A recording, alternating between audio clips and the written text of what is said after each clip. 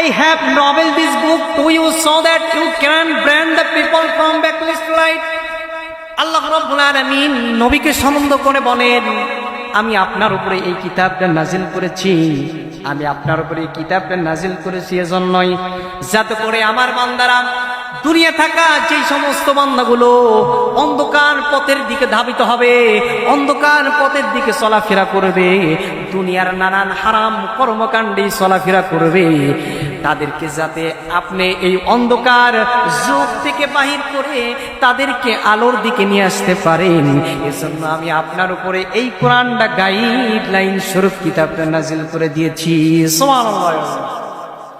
এই কিতাবটা নাজিল করেছেন এজন্যই যাতে করে আমাদেরকে আল্লাহ রাব্বুল আলামিন যাতে আমাদেরকে জান্নাতে যাওয়ার জন্য দিয়েছেন, যাতে করে আমরা অন্ধকার যুগ থেকে বাইর হয়ে আলোর দিকে চলতে পারি। অন্ধকার যুগটা কি সেটাও তো বোঝা লাগবে।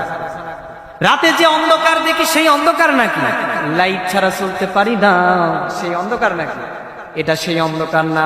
অন্ধকার হলো সুদ, অন্ধকার হলো ঘুষ, অন্ধকার হলো অপরাজনীতি, অন্ধকার হলো অশ্লীলতা, অন্ধকার হলো বেহায়াপনা, অন্ধকার হলো মিথ্যা কথা বলা, অন্ধকার হলো অপসংস্কৃতি, অন্ধকার এভরিথিং। এই সমস্ত হারাম অন্ধকার যুগ থেকে বাহির করে তাদেরকে আলোর দিকে নিয়ে আসতে পারেন এবং আমরাও যাতে চলতে পারি, এজন্য আমাদের উপর এই কোরআনটা গাইডলাইন স্বরূপ যিনি কিতাবটা নাজিল করে দিয়েছেন তিনি কে?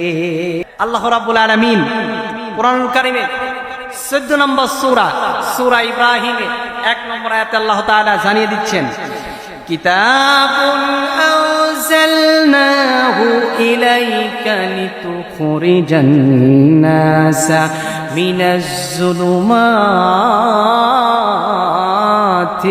ইলান নূর। জোরে বলি আল্লাহু আকবার।